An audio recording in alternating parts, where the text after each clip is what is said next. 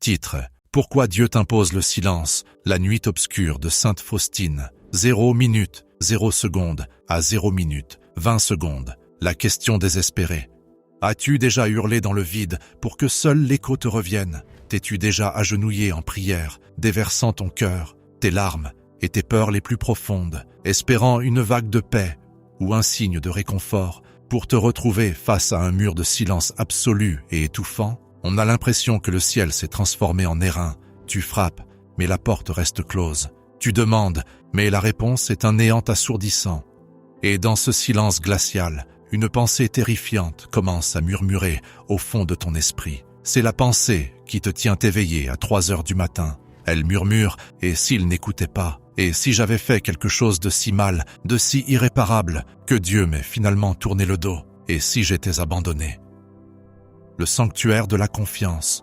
C'est le silence imposé par le divin. C'est l'expérience la plus douloureuse, déroutante et terrifiante qu'un croyant puisse traverser. Mais je suis ici pour te dire, avec l'autorité des révélations données à Sainte Faustine Kowalska, que tes sentiments te trompent. Ce silence n'est pas une absence, c'est un secret. Mais avant de plonger dans ce mystère, nous devons nous ancrer. Si tu ressens cette distance, si tu traverses une vallée de silence en ce moment, je veux que tu crées un sanctuaire de confiance juste ici. Je t'invite à aller dans les commentaires ci-dessous et à écrire 4 mots simples. Ces mots sont la bouée de sauvetage qui nous soutient quand nous ne sentons plus le sol sous nos pieds. Écris « Jésus, j'ai confiance en toi ». Et si tu portes un fardeau pour quelqu'un d'autre, un enfant qui s'est égaré, un conjoint qui souffre, ajoute son nom à côté. Plaçons-les sous les rayons de la miséricorde, même si nous ne pouvons pas voir ces rayons pour l'instant. Fais cela comme un acte de défi contre le silence. Mahon. 1 minute à 3 minutes 30. Le problème central, l'addiction au ressenti. Maintenant, voyageons au cœur de la nuit. Nous devons comprendre pourquoi ce silence fait si mal. Lorsque nous nous tournons vers Dieu pour la première fois, ou que nous vivons une conversion profonde, cela ressemble souvent à une lune de miel. Nous prions et nous ressentons la paix. Nous allons à l'église et nous sentons une lueur chaleureuse dans notre poitrine. Nous lisons les Écritures et les mots semblent jaillir de la page, électrisant nos esprits. Nous nous disons « Ça y est, c'est ça être saint, je ressens Dieu, donc Dieu est avec moi ».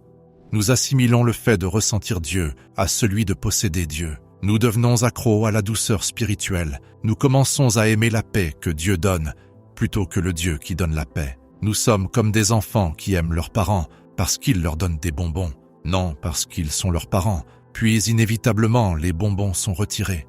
Sainte Faustine, la grande secrétaire de la miséricorde, connaissait intimement cette douleur. Nous pensons souvent à elle comme à une sainte constamment baignée dans l'éclat de la présence de Jésus, le voyant dans les couloirs de son couvent, entendant sa voix clairement chaque jour. Et bien qu'elle ait reçu des grâces extraordinaires, elle a aussi enduré des ténèbres si épaisses qu'elles ont failli écraser son âme.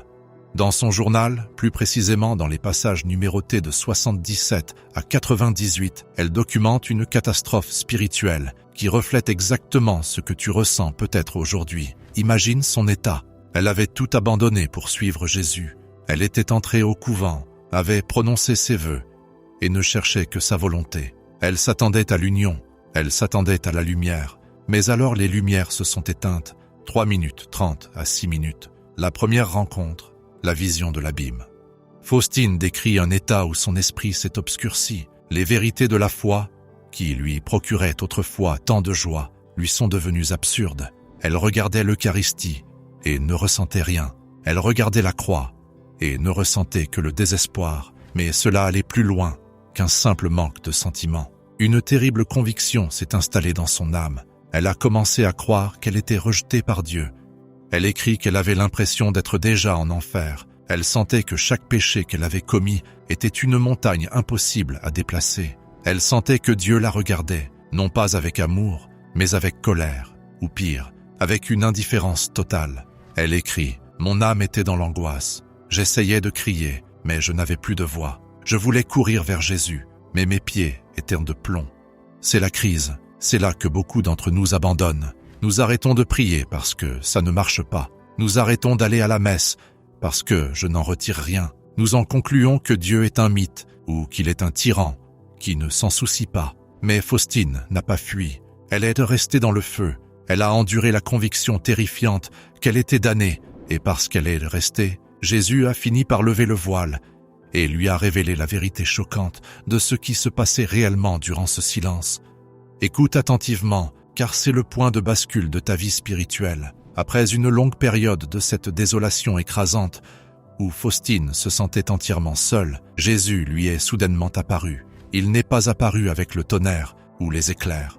Il est venu avec une douceur qui a ouvert son cœur, et il a prononcé des mots qui changent tout dans notre façon de voir notre souffrance. Il lui a dit « Ma fille, sache que tu es dans une cachette sûre dans mon cœur. L'ennemi n'a aucun pouvoir sur toi. » Il a révélé que même lorsqu'elle avait l'impression d'être en enfer, elle reposait en réalité en sécurité dans son cœur. Ses sentiments étaient un mensonge, sa protection était la réalité. 6 minutes à 9 minutes. La deuxième rencontre, l'épreuve du véritable amour. Mais ensuite, il a expliqué pourquoi il l'avait fait. Pourquoi le silence? Pourquoi se cacher? Jésus lui a révélé un principe de royauté spirituelle. Il lui a dit « Je ne me montre pas toujours à l'âme. Je retire mes consolations pour voir si elle m'aime ou si elle aime seulement mes dons. » Pense-y, c'est une question qui nous transperce jusqu'au fond de l'âme. Aimes-tu Dieu ou aimes-tu la façon dont Dieu te fait te sentir? Si tu n'aimes ton conjoint que lorsqu'il t'achète des cadeaux et te fait des compliments,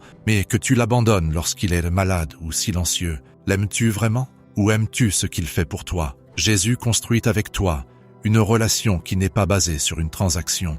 Il veut un amour plus fort que la mort, une confiance plus profonde que les sentiments.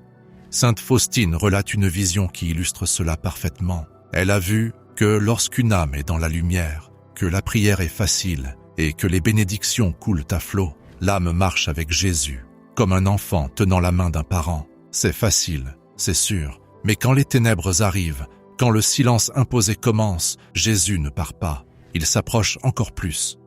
Dans l'une de ses visions, Faustine a vu Jésus se tenant juste à côté d'une âme souffrante. L'âme criait « Jésus, où es-tu? Pourquoi m'as-tu abandonné ?» L'âme pleurait, regardant le ciel, cherchant un signe, et pendant tout ce temps, Jésus se tenait à quelques centimètres de l'âme, la regardant avec un regard d'une tendresse et d'une concentration infinie. Il n'ignorait pas l'âme, il attendait. Il attendait que l'âme dise « J'ai confiance en toi, même si je ne peux pas te voir ». Il a expliqué à Faustine que lorsque nous lui faisons confiance dans l'obscurité, nous lui rendons plus de gloire que lorsque nous lui faisons confiance dans la lumière. N'importe qui peut faire confiance à Dieu quand le compte en banque est plein et que la santé est bonne. Mais faire confiance à Dieu quand le médecin annonce une mauvaise nouvelle, quand le travail est perdu, quand les prières rebondissent sur le plafond, c'est la confiance d'un saint. C'est la confiance qui sauve le monde. Jésus lui a dit, quand tu es dans les ténèbres, et que tu dis, il utilise le mot blessé, ta confiance dans le silence transperce le Dieu Tout-Puissant. Elle l'oblige, elle attire un océan de miséricorde que tu ne peux pas voir, mais qui remplit ta vie néanmoins. 9 minutes à 12 minutes. Application pratique, l'ombre de sa main. Alors, comment survivre à cela? Comment naviguer dans ce silence imposé sans perdre la tête ou la foi? Sainte Faustine nous donne un plan de bataille. Elle n'a pas seulement enduré les ténèbres, elle a appris à y naviguer.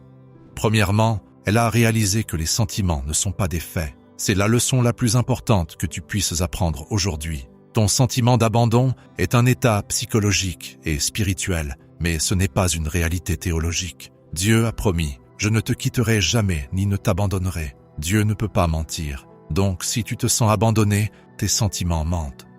Faustine a appris à ignorer ses sentiments et à s'accrocher à sa volonté. Elle écrit « Je ne serai pas guidée par mes sentiments, mais par ma volonté ». Même lorsqu'elle se sentait froide et morte à l'intérieur, elle allait à la chapelle et disait « Jésus, je choisis de t'aimer même si je ne ressens rien. Je choisis de croire que tu es là, même si je ne vois que des ténèbres. » C'est le sacrifice de la volonté. Et laisse-moi te dire qu'un « Je vous salue Marie » récité dans la sécheresse du désert en vaut 1000 récités dans la douceur d'une extase spirituelle. Car la prière aride te coûte quelque chose, c'est de l'or pur. Deuxièmement, elle a appris à offrir le silence comme une prière pour les autres.